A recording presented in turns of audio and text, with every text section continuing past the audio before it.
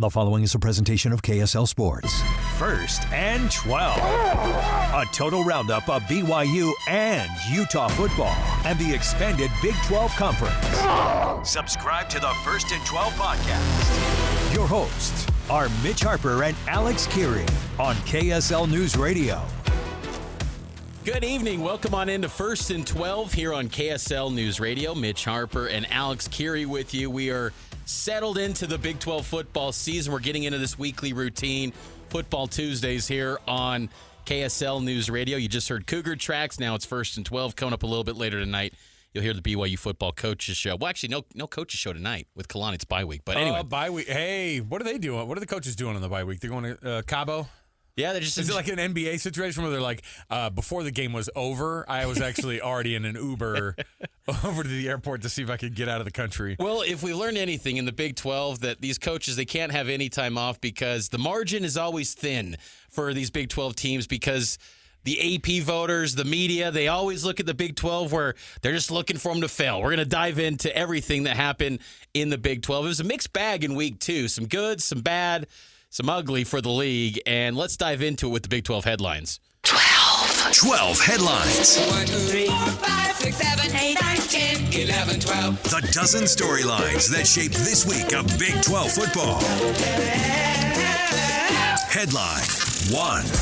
Mitch, I guess we're going to do this through the end of eternity. Anytime the Big 12 is playing other power conferences, we are going to absolutely hold up a mirror to them because that's the standard now, right? So Yes. how did you do against the big conferences? That's what everybody wants to know. And mixed results this week, of course, going 3-3. The big kick in the pants of the Big 12 was that ASU loss, of course, at Mississippi State. That's when you think that's where they could get one back. But those are the kind of games that they come up and bite you because you weren't expecting it. Mississippi State wasn't supposed to be a threat to Arizona State. Arizona State was supposed to be right there again, and here they are already outside of the top 25 in week 2. Yeah, and that's headline 2. Arizona State, they gave up a 58-yard touchdown with 30 seconds left, and they fall to Mississippi State in Starkville. Arizona State was a favorite. They hammered Mississippi State last year, but couldn't get it done with the cowbells ringing down in Stark Vegas. I don't subscribe to these types of things necessarily, but they did do an all-out blitz also against Texas in the bowl game. That was the last time they got beat in a close game, and that did not work out for Kenny Dillingham and his guys, but we'll see what they can turn things around in conference play once they get there. Baylor, that comeback, I watched the entire thing. Like I went top to bottom, and I was disappointed at the front end because you're just waiting for Baylor. Same. Because the first tip ball that goes from Jennings and it ends up being a 75-yard touchdown that could have easily just been an interception. Instead, it rips off this moment where Jennings goes 11 for 11, 260 yards and 3 touchdowns in the first half. But Sawyer Robertson, we knew this about him. He's a really good quarterback. He responded, and to come back and get that win on the road at ranked SMU was as big of a deal as you could get in the weekend. We were about to have to hit the paddles and get Baylor going if that wouldn't have happened. But nice turnaround for Dave Aranda and his guys. That's a big-time move. I'm convinced that Dave Aranda has 9 lives. Every week it feels like I'm saying Dave Aranda's going to get fired, and then later in the game, he's back again. I'm impressed with him. Yeah. Headline 4, Kansas had a lead with 8:45 remaining in the border war against Missouri in the fourth quarter, but Mizzou reeled off 14 unanswered to take down the Jayhawks in the return of a rivalry game. In that game, weird moment that I think not a lot of people paid attention to, and most people wouldn't think to themselves to even ask, and certainly the officials didn't think to themselves to ask. This was wild. It was nuts because the Big 12 today announced that they are suspending the officiating crew, that Big 12 officiating crew from that Kansas-Missouri game, because after a touchdown that led to an unsportsmanlike conduct in Missouri, which would have backed them up on to their own 20 to kick off, they said, well, we'll do the free kick thing. We're going to punt. Because if you get a safety, you're allowed to have the free kick. On a normal kickoff, you cannot do it and just say, well, we're backed up, we're going to punt. The officials let it roll, and that was in direct violation. The punt was booming, and it put Kansas back. It could have changed the way that game it could have changed the outcome of the game for sure, and that's why the Big 12 said, hey, look, we have a high standard. These guys weren't up to it. They're suspended. And I think it gets magnified, too, when it's a non-conference matchup. And they needed it. They from the optics standpoint, they don't want to make it look like Big 12 officials are trying to give an upper hand to Big 12 teams. So I think that was the right move to boot that officiating crew for this upcoming week. You don't see that very often. We're going to do a full breakdown of 16 Article 6 of the NCAA football rules later in the program. That'll be a full segment just dedicated to that. Headline 6, Iowa State beats rival Iowa at its own game in tough Cy-Hawk rivalry win at home, 16-13. First win in Ames over Iowa since 2011. That was a big victory. It was what you would expect from a Cy-Hawk game where it's a bunch of field goals, 3 yards in a cloud of dust, but Iowa State comes out on top. Yeah, I think when we looked at these actual numbers, everybody kind of went that 10-6, 13-7 type of an outcome, and there we were. They blew the over right out of the water on this one, I'm assuming, because those guys like to take those low numbers on Iowa and Iowa State. So, Colorado and their third-string quarterback, Ryan Staub, gets that 31-7 win over Delaware. The Blue Hens hung in there for a little bit. That's a nice little FCS program. That was so condescending. I apologize to Delaware. No, but the reports are that he might be the starter over Caden Salter this week and Juju Lewis. They're a pair of 5-star guys that are supposed to be their dudes. I don't know what's going on in Colorado. Look, 31-7, everybody feels like it should have been a 67-7 type of game. Well, and it felt like they were treating that game as a preseason game like the NFL, where let's give all these quarterbacks a chance to evaluate. It was just going to be just an opportunity for every quarterback to get some run. And now with Ryan Staub, the third string, just tearing it up in that game, he might now be the starter. It's a wild turn of events in Boulder. Headline 8, Oklahoma State gets destroyed at Oregon 69-3 in 3 quarters. Yeah. It begs the question, is this the end of Mike Gundy? Second worst loss in Oklahoma State's history, behind only a 67-point loss in 1907, Alex. If Mike Gundy doesn't say those comments about Oregon during the week, do you think that that's a 41-7 game instead? Yes, absolutely. We talked about it last week. He ran his mouth, and I think Dan Lanning was like, do you want to know what the difference is? 66 million. So we beat you by 66. Yep. That's how we're going to teach you how to do it. That might be, I mean, honestly, they're going to expect a lot in Stillwater, and they've got to turn a corner, and maybe that big shock to the system has to be that Mike Gundy needs to go even before the season's up. Yeah, it's crazy how fast things have turned. We'll hear more from Mike Gundy coming up a little bit later. Headline 9, BYU wins by a comfortable margin against Stanford, 27-3, but the offense clearly has areas they need to improve. Yeah, and I think that's what everybody's looking at, and they go, all right, well, that's a terrible Stanford team. And yeah, you beat them by 24 points, and you only let them score 3 points. That's a great outcome most years. This type of year, I think people look at it and they go, yeah, there's some sputtering going on there. The freshman needs to still work out some things, and there's some polish that BYU has to have, I think, before they do enter the top 25. Headline number 10, Utah getting to their pick 6 streak. They're getting it out of the way early. Last year, everybody's doing the countdown. Get it out of the way, game 2. They do it against Cal Poly, but that defense is legit, and they do this every year. It's 22 years in a row they've had a pick 6. They beat Cal Poly in absolutely stunning fashion. Like, they are really, really rolling. It took 1 minute to get their offense going, but once they did, blew Cal Poly out of the water, and Utah looks as good as anybody in the entire conference. Yeah, the execution maybe in the first half wasn't as clean as the UCLA game, but still, you're putting up more than 60 points. Like last year against anyone, that would have been a huge ask over for Utah's offense. Over 1,000 yards in 2 games for the Utes. That's wild. Headline 11, West Virginia loses at Mac School, Ohio. Not the Ohio State, Ohio. Jaheim White, the preseason first team all Big 12 running back. He suffered a first half injury. He's now out for the season, and so is one of their top receivers, Jaden Bray. Not looking good early for Rich Rod's team in for year 1. No, and these are the unfortunate things that happen. You know, you have your best player on your team, Jaheim White. We like seeing guys like him in the Big 12 because they're stunning runners. They're really, really good. They're the type of guys that put programs like West Virginia that are down a little bit, they put them on the map, in a down year. Rich Rod's going to have a really hard go trying to get those guys going again, because once they start going back home, and then they're going to come out to Provo here in a couple of weeks, and it could be nasty for West Virginia and Rich Rod when they come out to Provo. Headline 12, as we close this thing out, Kansas State falls at home to an Army team that started a backup quarterback. They lose 24-21. K-State had a 99-yard kickoff return for a touchdown. Then Army took over with a 13-play drive, and they just really took over the game from there and recovered an onside kick. Not looking good for Chris Klein. We joked a couple weeks ago on our season premiere show of First and 12. We're like, oh, maybe they're going to be like Florida State and Nebraska and start to lose all these games. We're like, no, that won't happen. They won't have the Ireland hangover. Clearly it's happening. They're 1-2, and their one win was barely over North Dakota. Yeah, and that North Dakota game was kind of that albatross. Everybody's looking at it and going, what's going on here? And then it happened. They had to pay $1.1 million to lose to Army. But you know what? Your donation to the Armed Services of the United States Army is appreciated. Thank you so much, Chris Kleinman.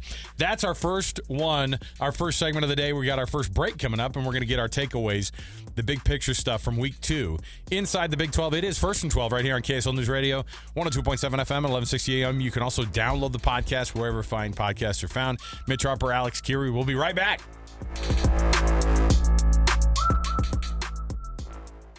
Read all the stories about BYU sports no one else has heard. Go to KSLSports.com for exclusive columns by BYU insider Mitch Harper. That's KSLSports.com. Welcome back, everybody. It's another edition of First and 12 right here on KSL News Radio. Happy Tuesday evening to you. Mitch Harper, Alex Kirry, our weekly dive into the Big 12. The conference is making waves. I don't know if you saw this, but Brett Yormark making the rounds. Not just on social media, on TV, glad-handing all the media moguls that are around. Good move by him. I like that he's aggressive. You and I talk about this all the time. I love how aggressive Brett Yormark is. Sometimes it feels a little thirsty, though, doesn't it? But I'm okay with it. I'm okay with this is a guy trying to market his conference, man, and that's what you got to do in 2025. I'm just disappointed Commissioner Yormark hasn't come on this show and given us some Big 12 bourbon like he did Barstool Sports. Now, not just that. Not that we're going to consume that. Full disclosure, Mitch, but still. Mitch, you go to New York. You tell him Brett sent you. I'm going to set you up with some appetizers. I'll give you a 2-for-3 deal. It's going to be amazing. People are hearing that right now and thinking that's a joke. He really did that to Alex back at Big 12 Media Day. He wanted all of us from the KSL Sports Zone to go down. Check out my wife's restaurant in Manhattan. Tell him Brett sent you. I was like, this is hilarious. And I'm just going to walk into places in New York and say, hey, Brett Yormark told me to come here. They're all, this is Gino's Pizza. Get out of here. Takeaways from week 2. Sputtering again in this week, too. I'm not saying that I don't think people underperformed necessarily. I mean, some teams did. Arizona State, Kansas State, we talked about how those are two, like, surprising. Oklahoma State, we knew was not looking good, but, man, it's kind of gotten to a dire situation for them. But the biggest takeaways for me are that you have some really, really strong teams still at the top. And I think that there are some teams who could still turn that corner. I think BYU is one of those teams. Utah's, I think, already there. You know what I mean? Like, that's a team that, in my mind, feels like that they're a top 25 team. I know that everybody's worried about the rankings, right? Last week, everyone's going, no one watched that Utah game. And then this week, it's BYU got fewer votes, even though they won by 3.5 touchdowns over Stanford, and they only let them have 3 points. It's like, yeah, but ask yourself the standard of the Big 12, or the standard of the top 25.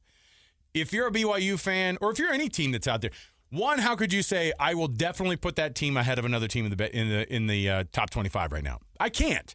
And I don't think BYU is there yet. In my mind, I'm going, it doesn't feel like that they have done enough to be a top 25 team. The type that we see at an end of a season where you say, wow, they had a good season. They're a top 25 team at the end of it. I don't think we're there yet. The only issue that I have with that is just we see with the media in the AP Top 25, they carry over some stuff and their feelings of a team and a program from the year prior, and that carries into this season. Yeah, or even legacy. Right. Yeah. Whereas BYU, they had a great last season, going 11-2. Yes, the quarterback changed, and I think that had to recalibrate things. But, they've done a lot through the first 2 weeks that says, I don't know, I'm with you. I don't feel like they should be a top 25 team right now. I'm okay with them being outside, but I think when you look at how they size up other programs, they tend to give that bump for the previous year or legacy, whereas BYU's getting none of that. So it begs the question, what does BYU have to do to get any sort of respect, because they've got a legacy of winning over 5 decades and so on. And that's the case with a lot of Big 12 teams. I hate that Arizona State goes into a road venue in the SEC. In the SEC, the toughest league in America, as everyone labels it. And look, the SEC is off to a great start in its non-conference matchups, but Bama goes on the road, plays a 2-10 team. They lose, and they got hammered. But against Florida State, they stay in the poll. Why didn't Arizona State get to stay in the poll? That's, I think, the issue that I have with how the Big 12 teams get viewed, is where they lose a game where they're a favorite and they go on the road. There's no benefit of the doubt. It's just, they're a fraud. And there's no built-in margin for error, where these other leagues in the Big 10, the SEC, they get that. And I think that's the challenging thing from a branding, from a narrative standpoint of the Big 12, they don't ever get the benefit of the doubt. You lose one game, and then you instantly fall, whereas the SEC, they've got 11 teams this week, and some of them have taken L's already. So Tennessee beat Texas A&M 77-0 this week. Eastern Texas A&M, and that was good enough to take them up 7 spots. That's the kind of thing that people look at and they go, okay, Tennessee went up 7 spots for beating an FCS team that I'd never even heard of, to be honest. We've been high on TCU, you and I have, and look, the program that was getting so much hype in the preseason, North Carolina, TCU goes out and hammers that team. Why didn't they get any benefit of that bump in perception? Like, just because North Carolina probably is bad, but still, like, they went out and hammered that team like they are bad, and they didn't get any sort of bump. So what kind of, like, what should you have beat them by then? Should it have been a 60-0 game against North Carolina? Like, I don't know what you have to do. Now, on the flip side, the voters are guessing. That's why you see Tennessee go up 7 spots, because it's a bunch of people going, I think, oh, yeah, Tennessee's pretty good. Let's put them up there. Then you see teams that only fall a few spots, or they fall, Arizona State dropped out of the top 25 altogether, right? BYU actually dropped spots with the votes. Now, part of that is a function of teams getting shifted down, and that's part of the thing. And you know how this AP poll works, too. BYU won't play this week. The defense will allow 0 yards, and they will go up in the AP poll. You know how this sneak in. I know that's how this works, because the teams losing in front of you is just as important as you winning as well. So it doesn't make a lot of sense at the beginning, but yeah, legacy's there. And you know what? Put your elbows out, because what happened to Utah this week? They beat Cal Poly, who's terrible, and an FCS opponent, and they did it in the fashion that you're supposed to against an FCS team, and they go up 5 spots. Why? Because the noise on the national level was so loud last week, and they were like, okay, so, well. Course correction, it felt like. It really did. It felt like a bunch of people were like, no, I'm paying attention. I watched the games late. But they didn't see the BYU game late, apparently. I do think that those late games do affect it. They do. But I don't think people need to worry about it yet. Right now, ask yourself if your program really is a top 25 team. Not compared to other teams right now. But ask yourself the standard of being a top 25 team in the country, notwithstanding all the people in front of you in the poll. Is your team good enough for that right now? I think for BYU, they still have a little bit of work left to be able to prove that. I agree. And I think a program like Baylor, why not bump them in? Yeah. Give them the benefit of scheduling difficult games out of the gates. They go Auburn and SMU. They lost to Auburn, sure, but they went on the road and beat an SMU team that'll probably be a 9-win team, I would imagine, in the ACC. How many points? 45, I guess, 48, to win it? Yeah. In double overtime. So, why not put them in? Why is their 1-1 not good enough compared to some SEC teams? Like, again, Bama lost to a Florida State program that was down and out, and they were a massive favorite. And I'm pointing to them because they always get the benefit of the doubt, Bama. But there's other examples of that in the poll, and I think someone like Baylor doesn't get that benefit of the doubt. Arizona State, they don't get that benefit of the doubt. And that's the challenging thing, where even though the Big 12 has power conference access and they're going to, their conference champion, more likely than not, will always get one of those automatic 5 bids. But it feels like a little bit of a tightrope where you almost have to be perfect, which is more challenging than ever before in college football. All right, we'll take another break here. When we come back, we've got our third segment of the first hour here. One of our favorites, you get to hear some of the sound from across the entire conference from over the weekend. The Big 12 Sound Roundup coming right up on First and 12 right here. It is KSL News Radio. Mitch Harper, Alex Kirry. Stay right here with us.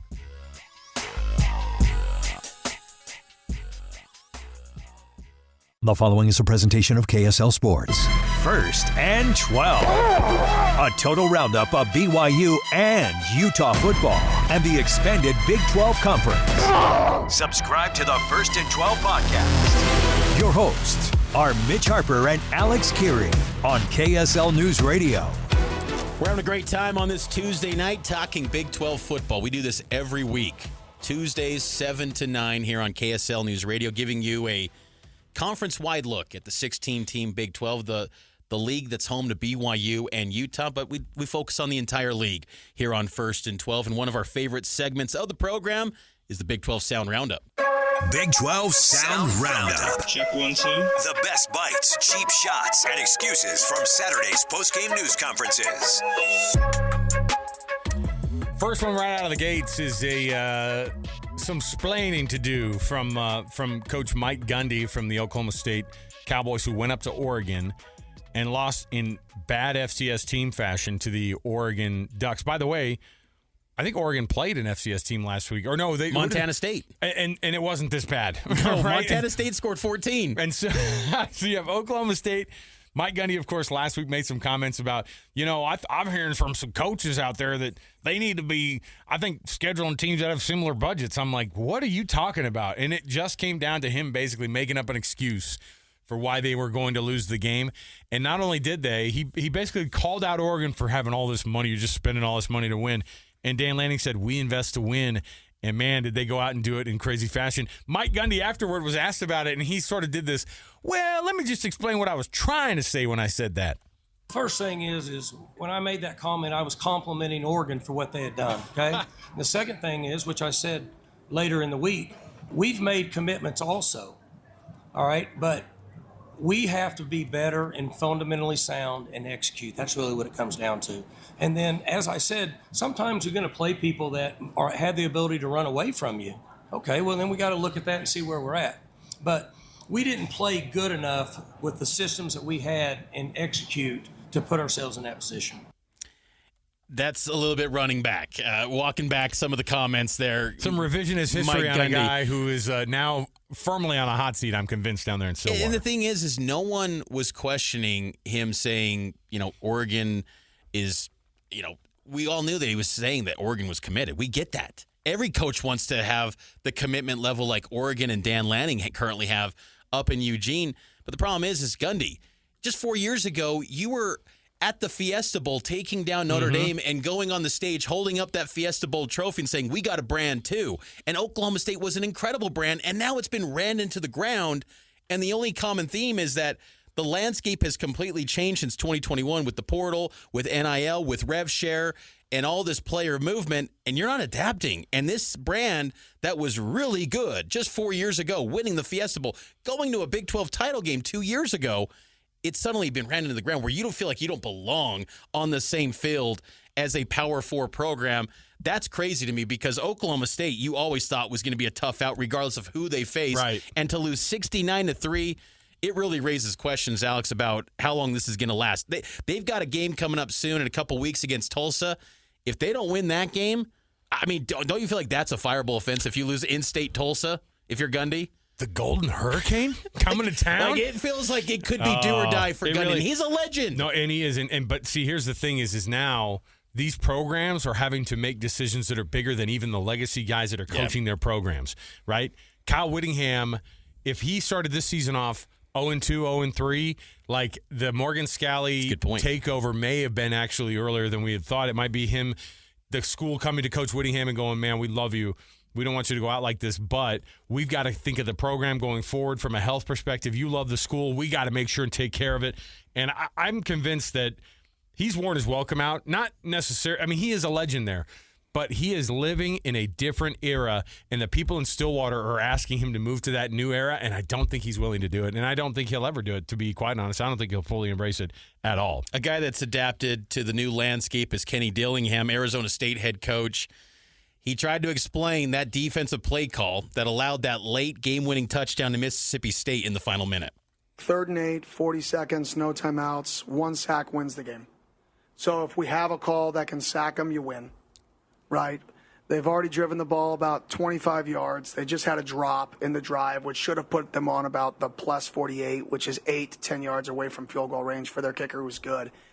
You don't want to go into overtime versus that team because you're going to get the ball on the side and it's going to be cowbell and loud. You're probably going to eventually get a false start at that point. It's harder to play a game on the road in OT in that environment. So you're not playing to try to hold them to 3. You're playing to win. So if you have a call that wins the game, you call it. We called it. It didn't work. You lose. Were we expecting, should that call have given up a touchdown? We were not expecting it to give up a touchdown. Were we expecting it could give up quick game that could gain 15 yards? Yeah, that would have sucked. Were we expecting it to give up a touchdown? Definitely not. We were actually calling it for them to take a shot. That call was for a deeper progressional route, which they ran, but when it doesn't work, it sucks. It's not nearly as fun as when it works. Interesting take there from Kenny Dillingham. Guess what? If your guys would have sacked Quinn Ewers in fill in the blank bowl. What was it? The Fiesta Bowl? What was Peach the one Bowl. in the Peach Bowl? If you would have sacked on that zero blitz that you ran in an awful call, by the way. So yeah, saying it's just like people saying, well, if they would have scored more points, they would have won the game. We know.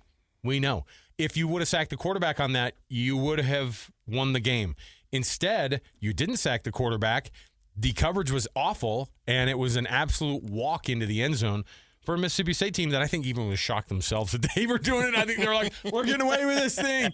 And so it's a weird moment for Kenny Dillingham, and I get it. We get it. You're smart. You knew exactly where on the field you were. He was giving us all the numbers of, where their kicker, what his ability was and all that. I'm sure it was just him trying to tell people, don't worry, I am smart about this game, and I think that he is. But in that moment, they made a bad call, and I think anybody watching that knew that Arizona State made the wrong call. They shouldn't have been behind. I mean, they got down 17-0, right? Yeah. You can't do that. You can't do it against a Mississippi State team. And I'm not saying Mississippi State's bad, but they're bottom third of the SEC, and that's when you're supposed to go in there and get the win because you're the Big 12 champ. And that's again maybe the tie-in to a Brett Yormark ditch preseason polls because what's Mississippi State labeled? Last place preseason SEC team. Yeah. And that just from an optics standpoint, defending Big 12 champ, losing to the preseason cellar dweller in the SEC, not a good look. Did Mississippi State lose to Southern Miss the week before, too? They beat them by 20. Okay. So they're off to a 2-0 start, but still. Maybe they're this year's, you know what? They're this year. They're the SEC's version of the ASU Sun Devils this year. I guarantee you. Maybe they are. Baylor coach Dave Aranda, they had a big win over SMU. He said in a post-game huddle on the field, after that SMU win in double overtime to his team, this is who you guys are. He expanded on those comments in the postgame. It's a way competitive group. There's guys that want to win. We talk about battle, and hey, you're in it to win it, and you saw that. I mean, I think when we were down, whatever those numbers were, we're all kind of searching to see, all right, how do we fix it? What's the next step? What's going on? And there's really no time for caution or time for kind of complaining. It's like, man, we got to get this fixed and let's go. And so that was very much the feeling on the sideline. And so when it's that way, you feel like we're going to get over this hump. Despite the fact that he sounds like he's reading a good night book to his kid. That's after a double overtime win. I know. Despite that, that was a absolute. I mean, it needed to happen. If they didn't get that win, oh man, like that could be season turning around stuff for them that they had. Yep. They could turn themselves into a Big 12 champion because of what they learned in that game and because of what they have. You know how powerful that offense can be. You know how good those athletes are on that field. And I think that Baylor learned something about themselves. And when he said, this is who you guys are, if they start to believe that, that's what happened to BYU last year, right? They started to go, you know what, this is kind of who we are, not the guys who went 0-4 with this guy at quarterback last year. Anyway, I think that Dave Aranda and his guys, they are good enough to be exactly where they are. Finally, I did want to sneak this one, and this is Coach Prime on putting in quarterback Ryan Staub, the third-string quarterback, and here's what he said in the postgame about Ryan Staub. I saw what I've been seeing at practice for the last few years. Like, this is who he is. This is who he's always been. He just needed opportunity. That's all he needed. Well, you're a team-first guy. You're a backup to Shedeur. Stayed on this team this year with two quarterbacks coming in. Why?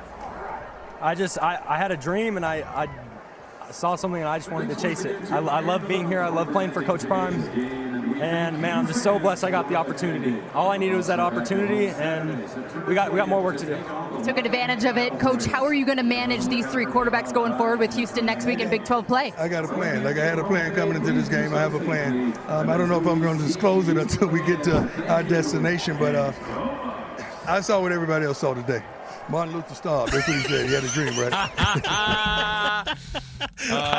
That was courtesy of Fox, but the payoff is always good with Coach Prime, man. He said everyone he saw we all saw it today, and now there's reports that Staub, the third-string quarterback, Ryan Staub, is going to be the starting quarterback to open Big 12 play for Colorado this weekend. So pretty crazy stuff. Staub was impressive in that win over Delaware. Maybe he's just going to be now the guy that's the new heir apparent to Shedeur Sanders. He even did the Shedeur move when he had one of the touchdowns. Staub did. So it was a Swatch watch, though. It was not a Rolex. Yes. It's one that I could afford. It was a little calculator watch, maybe even Casio. Let's take a break. First and 12 game of the week takes coming up next here on KSL News Radio.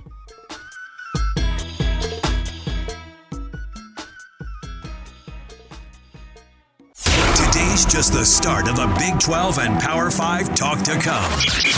Listen to JJ and Alex Monday on your drive home. Afternoons from 3 to 6 on 97.5, the KSL Sports Zone. Welcome back, everybody. Final segment of this first hour here. Don't worry. Don't fret. We've got another hour right behind it. So it's going to be a lot of Big 12 talk. Mitch, Harper, Alex, Kirry. We're here with you every Tuesday evening right here on KSL News Radio on 1st and 12. So we love doing this program. You can support it by going and listening to the podcast, wherever fine podcasts are found. Just look up 1st and 12, and you'll find us right there. The number 12, the 1-2, all right? Yes. Might be confused with some others that are across there, but don't worry. Mitch's people are powerfully smashing those around. We will soon be the only people who are 1st and 12 across this nation. I will say, though, I'm looking at this schedule for this week, and our 1st and 12 game of the week, and we're only doing this because I'm forced to pick one. And I'm not going bad week. And I'm not going to pick the one that you pick. I think that you genuinely have the best game of the week in the Big 12. And teams like BYU are in a bye. Utah here locally is going to Laramie. Boo. Like, not only is it a yuck trip for them, but it's not going to be a good game. Did they win their? They're 2-0 though. The 2-0 Pokes. I'm sorry. Banged up QB though, so I think that they beat they beat some MAC team 10-0. Like Akron. Akron. That's not a number you want to put up on a board. If they won 10-0, that's not going to get you top 25 votes. Mitch, you start things off here because I've got to pick for mine. You have the actual game of the week. I've got one that might surprise you as a possible upset. So I've got Friday night, Kansas State at Arizona. And again, a friendly reminder, this is not a conference game. This is the second straight year these two are closing out a home-and-home of non-conference scheduling. Last one we're going to see in this 16-team Big 12 of non-conference scheduling within the league. Kansas State at Arizona. I feel like the season's on the line for Kansas State. Yeah. And Arizona is quietly playing really good. It's kind of like BYU where the quality of opponents have not been good.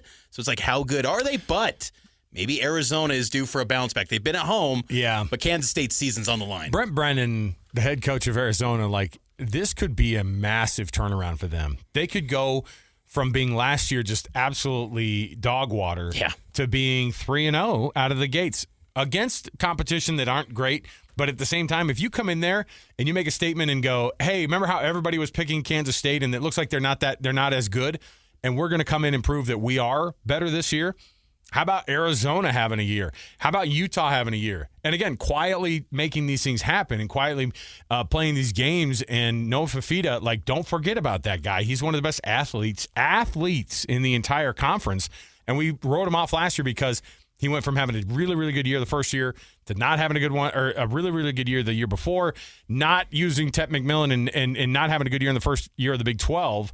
I think that's a huge turnaround. You could see that absolutely turn both of those programs in the wrong direction from one another. Arizona could go skyrocketing, and Kansas State could see Avery Johnson putting his name into the transfer portal in December. I mean, that's really what we're looking at here. I don't know. To me, and it's so weird. It's such garbage that it's a non-conference game. Fine, they're two Power Four opponents. Great, whatever. But to make that happen means actually less than you think it's going to. That's a bummer for me. But such is life of these conferences having to realign, and you have to do these weird marriages at the end of all of it. What are you picking in this light week of games? It is a light week, but I think that a low-key, massively important game on the season for the Big 12 and really for the Big 12 reigning champs, even though it's not a conference game, I think that the Arizona State Sun Devils welcoming in the Texas State Bobcats is a scary game. Texas State scores 50 points a game. They just do it. And people overlook Texas State. Last year, Arizona State went to San Marcos, and that was one of their closer games of the year. And that's a tough team. I think that Texas State could absolutely put Arizona State on their heels before they get into Big 12 play. It's not going to ruin their season, but what it could do is it could show you that Arizona State, missing Cam Scatterbo, that Sam Leavitt might not be the guy that everybody wanted to crown him as one of the best quarterbacks in the league. Maybe not yet. But I think if Arizona State doesn't take care of business against Texas State smells blood in the water. And I know that the opposite is true as well, which is Arizona State is going, oh my goodness, we have to bounce back and prove ourselves. So there's going to be a lot on the line in this game. I think it's going to be kind of a shootout style game. I think you're going to see a lot of points, and you might see the type of an ending that you saw with Arizona State last week, which is a close game at the end, and it's going to be whoever has the ball last who ends up winning this football game. I like that pick. I was just looking, Texas State, they've scored 95 points in 2 weeks. I'm telling you, they like to numbers. score. They like to score, and it's one of those teams that you overlook because they are third-tier Texas football in college football, right? So true. And they just are overlooked. But they're better than most programs in that state. And I'm telling you too, like when you talk about who's good across the Big 12, teams like Texas State go, we will absolutely slay Dragons because we don't care. We have nothing to lose, and we have these crazy offensive guys who've been overlooked, and we're developing them, and they're not doing the transfer portal thing, or they're trying to get into the transfer portal, and this is the way that they do it, beating big teams like this. I forgot this. Texas State last year held Scadaboo to only 62 yards on 24 carries.